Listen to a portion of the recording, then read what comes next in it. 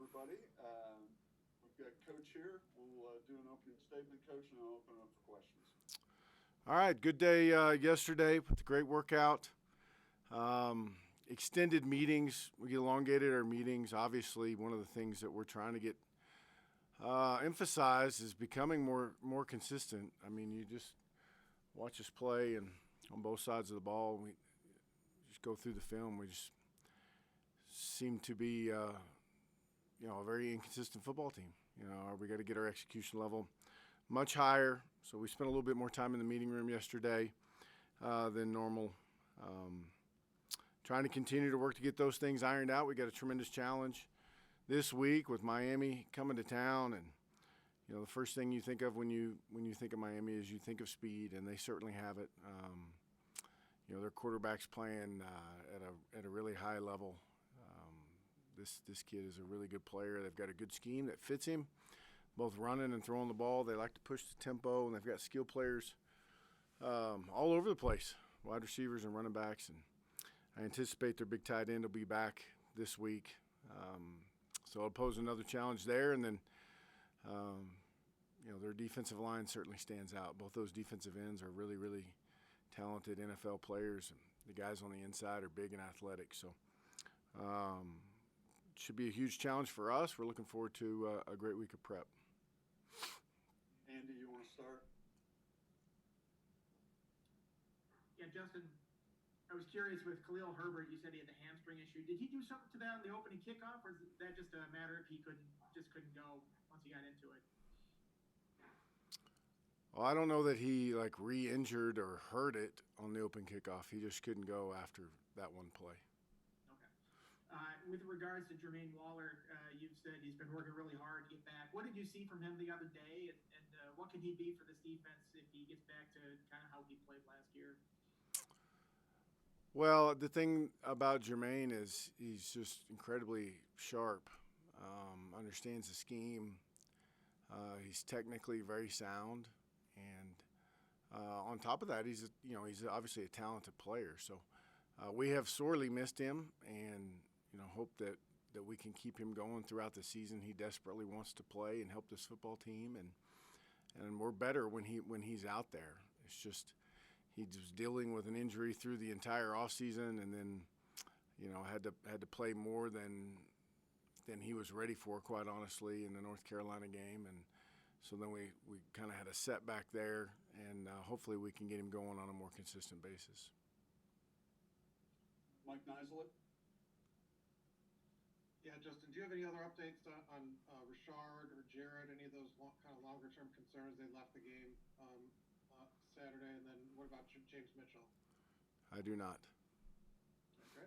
And then in terms of a bigger picture question, when you lose to in-state programs that aren't Power 5 teams like a Liberty a couple years ago, Old Dominion, do you worry about what that does to the perception of the program, especially with maybe recruits or anything like that? I mean, fan base, is that a concern for you at all, or how do you kind of place Well, I mean, I'd say the term concern is a pretty large and general thing. Yeah, I'm concerned about a lot of things. I mean, I don't like the fact that the game fell the way it did. It's disappointing to fans and coaches and players alike, and it's up to us to continue to strive for improvement, and that's exactly what we're doing. So I don't like it, and nor does anybody.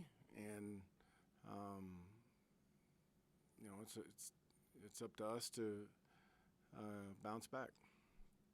And in terms of Hendon's workload, when he's 20 carries and getting hit that many, do you lighten things up for him in practice? I mean, what's the kind of the fallout to that? I mean, do you worry the next week at all? I mean, taking 20 hits with your quarterback is obviously tough. I mean, what do you kind of do when you see that in terms of workload for him kind of going forward? Well, we never hit the quarterback in practice. Occasionally we may make the quarterback live in the spring, but we wouldn't make a guy that's played as much as Hendon live ever. So, I mean, he doesn't get hit during practice. Just in terms of just how he's feeling this week after that, and do you worry at all when he gets to hit that many times in a game? There you are with me worrying. Yeah, I worry about all of those things. Yeah, absolutely. I mean, but he's going to go out and practice and be tough for his football team. But, yeah, I mean, you'd like for your starting quarterback to go out there in a glass case and never get touched the whole game, but it just doesn't work that way. Thanks. Mike Barber? Yeah, Justin, as you reviewed Saturday, what was it in the 2-minute drill or kind of at the end that made your passing game look so sharp? And was that something you were completely confident in going in, or were you kind of pleasantly surprised at how good those guys looked? I mean, they just lined up in base looks and tried to keep the ball in front of us or in front of them, excuse me. And, Hendon did a good job taking what they gave us. We were able to hold up in pass protection and move the ball down the field. So certainly I was pleased with that. That was the one thing that we had to have in order to give ourselves a chance after making the decision to let them score. And, our guys went out there and executed at a high level. And we talked about this a little bit after the game, but it seems like in that situation, Hendon was spreading the ball around, finding some more guys. How do you feel right now about the options and the depth that you've developed at the wide receiver position? I feel fine. I mean, we're in a drop back pass. You don't know where the ball's going to go, and the coverage dictates where Hendon throws the football. So we do need to continue to bring guys along. There's some guys that still, I think, can contribute, that will contribute before this is over, that have been put behind the 8 ball because of a variety of factors that we don't need to go all the way down the road on. But, bringing those guys along to continue to help, I think they're going to be sorely needed as we go through the season. Thank you. David Teal? Justin, you mentioned just then the decision to let Liberty score late. And you also mentioned after the game that you were pleased with how you guys played situational football. Just in terms of game management, clock management, substitutions in fast-paced football these days, how much do you handle game management just solely from the head coaching headset? Do you have people upstairs in your ear suggesting when to take time out, when not to take time? Certainly. It's a little bit easier to control. Most of those situations fall on the offensive side, right? Defense by nature has a little bit less control over those things. So, Cornelson needs to be concerned with calling the plays. And, Lechtenberg is somebody I talk to up there about that understands what we're trying to get accomplished, that we talk through those things a bunch. Caleb Gelsomino, somebody else also that we talk that through the weeks and play the scenarios out, sitting in the office. And I think we spend a lot of time on those things. As a football team, we have a meeting every single week to cover the various scenarios that happen throughout college football and the NFL the week before. We sprinkle those. They're hard to hit as much during the fall because it's so game plan oriented, but we hit them really heavy in fall camp and sprinkle them through our preparation on a weekly basis to try and be prepared for, it's everything from punting on offense to, you can imagine the number of possibilities that rear itself through a season or through a game. And then in the late game situation Saturday, the final sequence, was the defense just not ready to get out there fast enough? As you reviewed the video, what was your assessment of getting the proper personnel on the field for Liberty's last offensive play? Yeah, it was pandemonium. Our starting corner just ran whatever it was, 60 yards with the ball all the way down to the other end. Everybody thought on the field thought that we'd won the game. We have offensive players on the field. We're trying to get the defensive players back on the field. They hold the ball a little bit. When I say offensive players, on our PAT field goal block, we have a returner out there. We have a couple offensive linemen out there to help block it. And our guys really handled it really well. It's just we were down.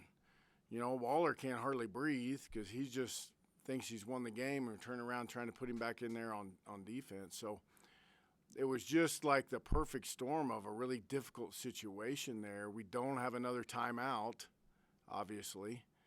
So it was just, that was one that's like, we've practiced 8 seconds to go in the game, with a tied ball game before, with the ball on the 45-yard line. We have never practiced it after blocking a field goal, running it back for a touchdown, having called a timeout, but they, you know what I mean? Like, it was, we got a bunch of guys out there, which I was proud of, but it was a tough it was a tough scene. Norm? Justin, piggybacking on Mike Nisley's question about Hendon, look, you are who you are. I get that with the RPOs, and that's the way you guys succeed in a lot of ways on that side of the ball. But if Khalil is hurt and can't play in a game, are there things that need to be done to adjust that to protect Hendon at all and to get more running backs involved behind him? Well, yeah, I mean, we do need to continue to bring along those other guys. I mean, Jalen needs to play a role for us. Raheem needs to continue to improve. It was kind of a weird situation leading into the week where it wasn't that we didn't know we were going to have Khalil, but we weren't sure if we were going to have Khalil. So you got Raheem working at both slot and running back. But when you lose Khalil on the first play of the game, he's got to play just running back. So, yeah, I mean, there's a lot of shuffling and a lot of discussion that's got to happen when you lose somebody like that. Are there other guys behind Raheem and Jalen that you feel like are ready to contribute at that running back spot, Marco Lee or Taj Gary or any of those guys that can get involved, do you think? They're not ready right now. From an injury standpoint? No, they're just not ready. I mean, it doesn't mean they couldn't play, but the other two guys are pretty far ahead of them. Any other backs you feel like? Keyshawn's another one that, has been a little bit up and down, but, I've been encouraged by some of the things I've seen from him, and, he obviously wasn't available, so it's pretty hard to play him. But he's a talented one that, if fully available, would certainly be in that top group. Gene? Yeah, kind of following up on that, Justin. So I guess if you had to say today whether Khalil will be available, how are you preparing for Saturday if he's going to be available or not, and what does the reps look like in practice if he's not going to be available to play?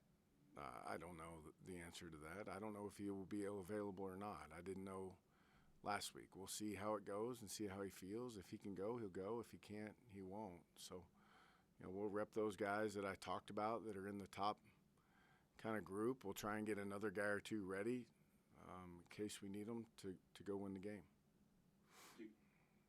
Hank? Hey, Justin. Notre Dame beating Clemson, is that a good thing for the league? I don't know, Hank. I'll be honest with you. I got my hands pretty full here at Virginia Tech, and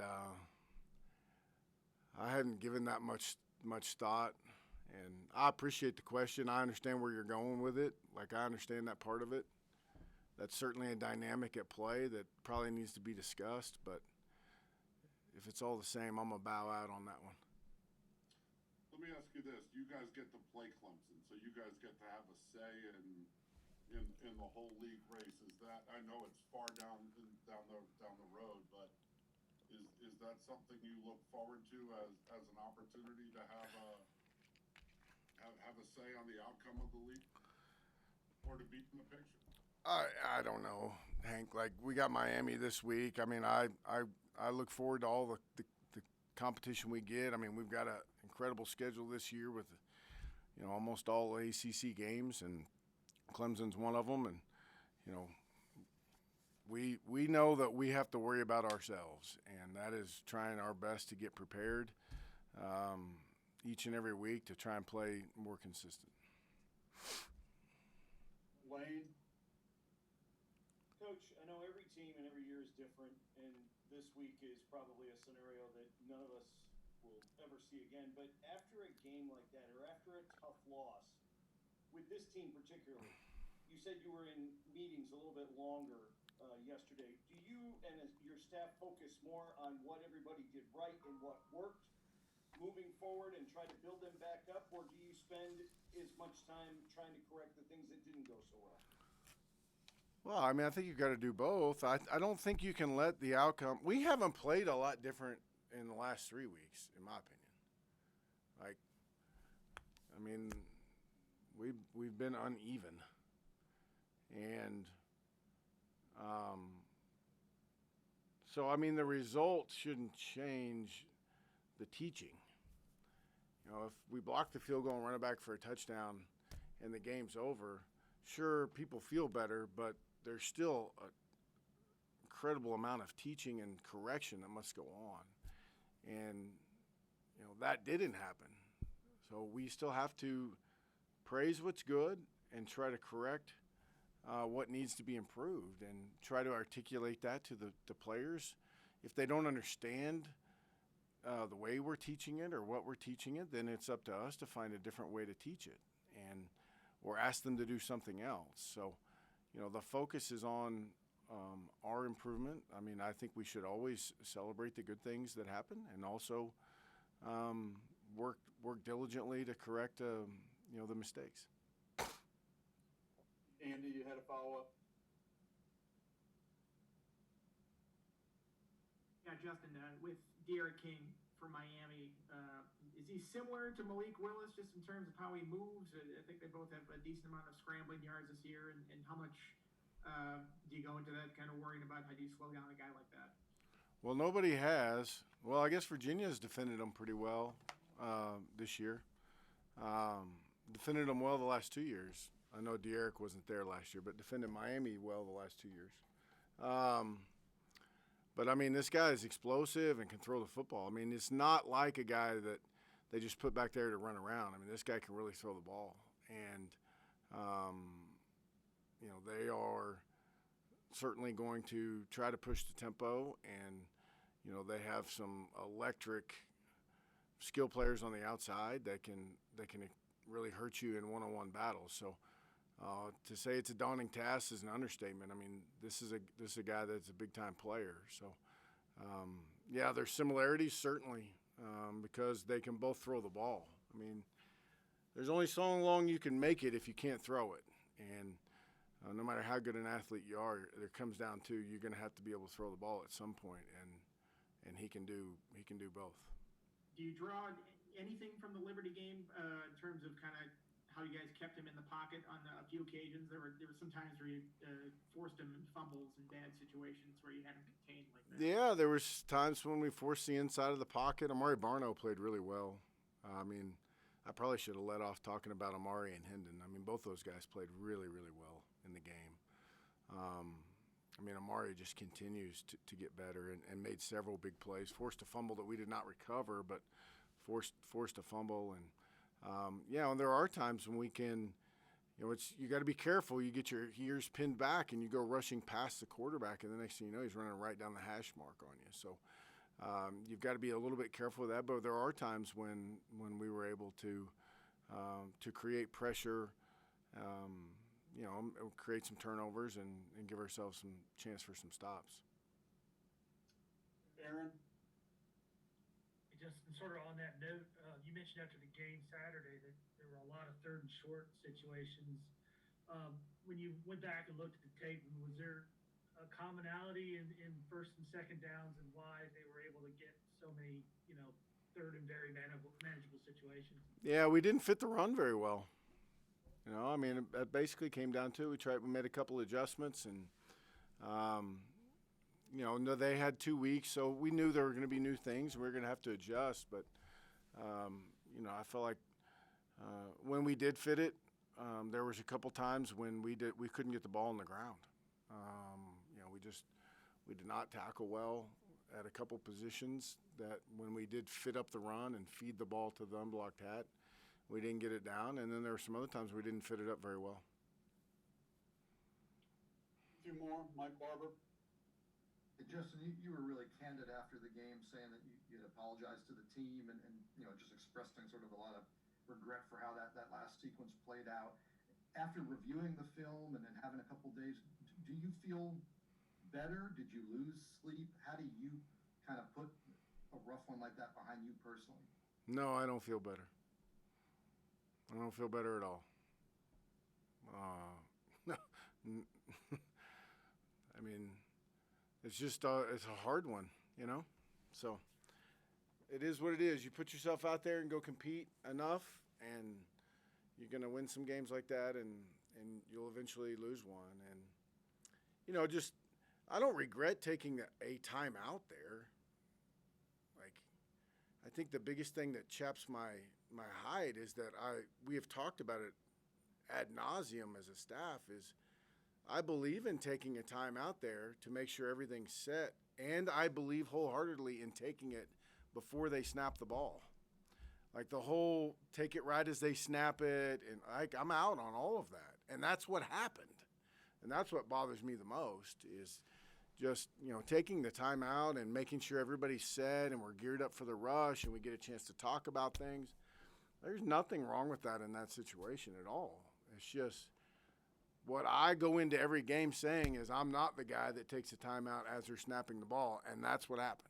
And then to compound it, we blocked it and ran it back for a touchdown, and then, had to go play defense while trying to, all the things that happened after that. So, no, it doesn't get easier, but you got to turn the page. It doesn't get easier, but you got to turn the page. Like, the thing about this business is if you sit around and pat yourself on the back after a big win too long, you're gonna get paid back really quickly. And if you sit around and mope about it, then you're not going to be able to put your best effort forward. But no, it's not.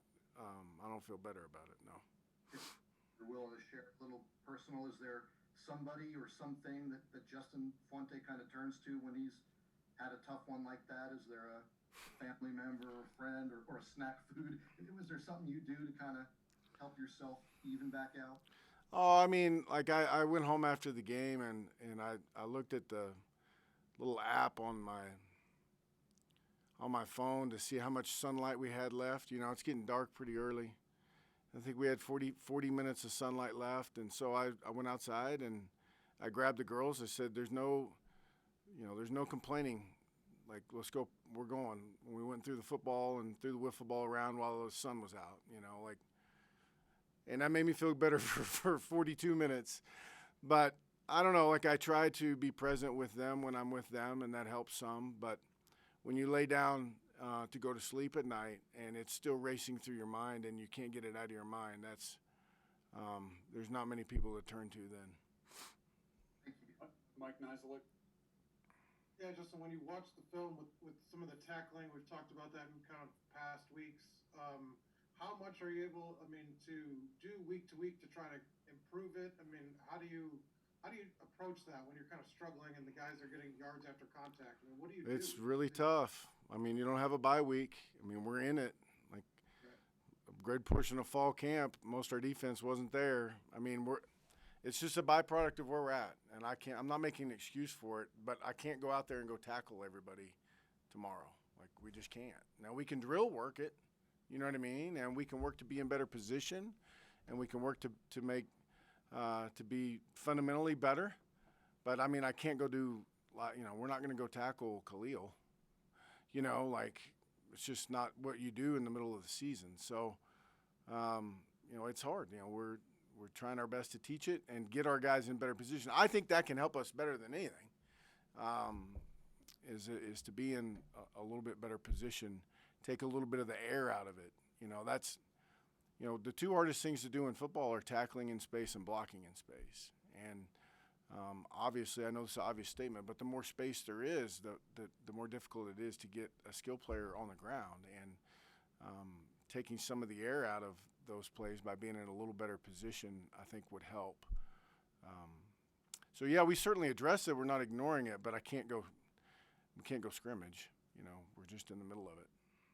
And how do you balance? You mentioned, you have to try to change things up or do different approach. When you review the film after a couple weeks against mobile quarterbacks, do you try to be more aggressive in doing things differently, or how do you approach that? How do you balance that? Well, you have to weigh what you think you can execute and what you think your players can handle from a physical standpoint. And that's the balance of coaching. Like if you give them every coach can draw more on the board than they can teach, right? That doesn't impress anybody. It's what can you teach and what can your kids execute combined with their talent or their skill level. And so I think continuing to evaluate that would, in order to get the most out of our guys, how can they play fast and know what to do, with their talent level is the challenge, that we've got on the defensive staff. One more, Hank.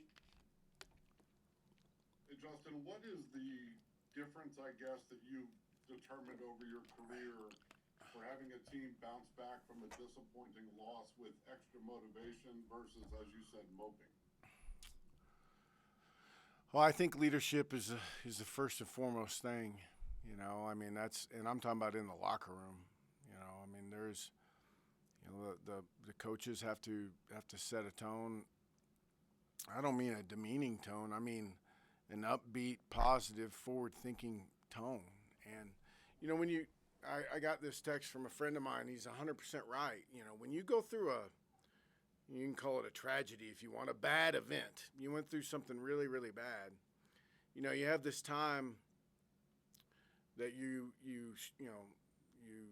scream at the moon and slam things down and you're mad and all that sort of stuff. And then when that's over, it's kind of your now what moment. Like, what are you going to do now? And setting a clear vision for why bad things happened and what we need to do to try to fix them. Kind of drawing in and saying, it's a little bit of a personal challenge. Like, what kind of person are you? When things go bad, are you the type that crawls under the rock and hides, or are you the type that stands up and says, let's go try and fix this thing? There's a lot of people that just run away from those challenges. And, trying to challenge our young people in today's day and age, which is harder than ever, in my opinion, because, as adults, we've built in a million excuses for them. To challenge them to stand up and go take something on head on as a challenge is very rewarding. So, our leadership in the locker room, we got to do a great job setting the tone as coaches. Obviously, after a win, you don't want to very quickly rain on their parade. After a loss, do you turn the corner that much more quickly? We do it the same every week. We come in on Sunday and we watch the film individually as position group. Well, actually, we have an offense and defensive meeting. We watch the film as a position group. Then we watch special teams with everybody, the entire team in there. I have a team meeting, and then we have a little workout. And we do it the same, and we put it past us and move forward, win or lose. And believe it or not, sometimes when you win, there's guys that are kind of down, right? Imagine that. If 120 guys on a football team, sometimes you win a game and there's still guys that didn't get to play as much or didn't get to do as much or didn't play as well that are still upset. So you're still dealing with the highs and lows of all of them. But we've got Sunday to get it addressed and get a little workout in, and then we've got to turn the page, win or lose. Last one, David Teal. Justin, not to belabor it, but I just want to be as clear as possible. You tried to call timeout before the snap, and the official didn't hear you. Is that what happened? Yeah. Which, they can't hear you. They got headpieces in. Like, it's not his fault. It's my fault. I've had it happen a couple times, not when I was trying to call timeout, but when I was trying to talk to one of them. And they've got headpieces in, they got crowd noise, whatever. I said timeout. He didn't hear me, so, but it's not his fault. But yeah, I tried to get it called earlier. Right. So to get it done, you just jumped in front of it, right? I don't know if I jumped in front of him or screamed bloody murder. You know what I mean? Like, I can't remember exactly how it went, but that's just, again, like what bothers me the most is I have a set way to handle all of those, and that's take the timeout early so we can all get everything adjusted, and that's not what happened. And so. All right. Thank you, Coach. We'll have student athletes tomorrow. Thank you.